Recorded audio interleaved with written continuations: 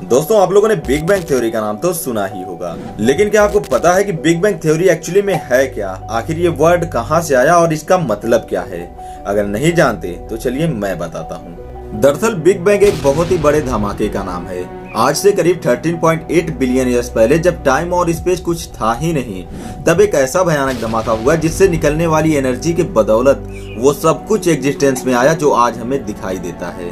यानी कि दुनिया का सारा मैटर, सारी एनर्जी, पूरा का पूरा स्पेस और यहाँ तक कि टाइम भी उस एक धमाके के साथ शुरू हुआ, जिसे हम बिग बैंग थ्योरी कहते हैं। बिग बैंग से पहले ये पूरा का पूरा यूनिवर्स एक गोले के रूप में मौजूद था। ना तो कोई पृथ्वी थी और ना तो कोई आकार, ना पानी, ना कोई जीव और ना ही टाइम जैसी कोई चीज मौजूद थी। लेकिन तभी एक जबरदस्त धमाका हुआ और उस धमाके में हर वो चीज निकल कर बाहर आ गई जो आज हमें यूनिवर्स में दिखाई देती है।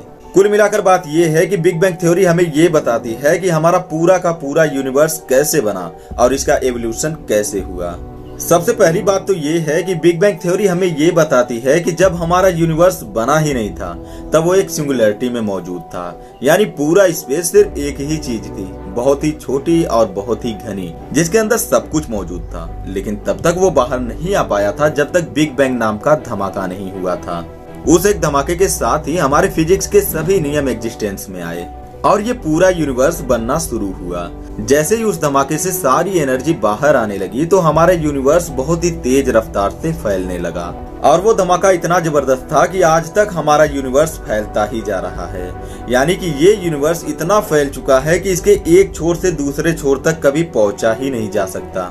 इस धमाके के लाखों साल बाद एनर्जी छोटे छोटे पार्टिकल्स में बदलने लगे, तो वही पार्टिकल्स आगे चलकर प्रोटॉन, न्यूट्रॉन और इलेक्ट्रॉन के रूप में ट्रांसफॉर्म हुए और यही फंडामेंटल्स आपस में मिलकर एटम्स को बनाते हैं और इन्हीं एटम से आज दुनिया की हर चीज बनी हुई है।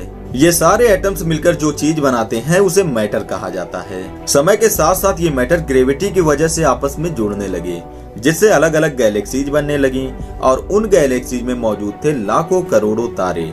फिर करीब बिग बैंग के 3,80,000 साल बाद हमारा यूनिवर्स इतना ठंडा हो गया कि सभी इलेक्ट्रॉन प्रोटॉन के साथ मिलकर न्यूट्रल एटम्स बनाने लगे और इसी एक्सप्लेनेशन को बिग बैंग थ्योरी कहा जाता है। अगर आपको भी ऐसी वीडियो में इंटरेस्ट है तो हमारी वीडियो को लाइक और चैनल को सब्सक्राइब जरूर कर लीजिएगा।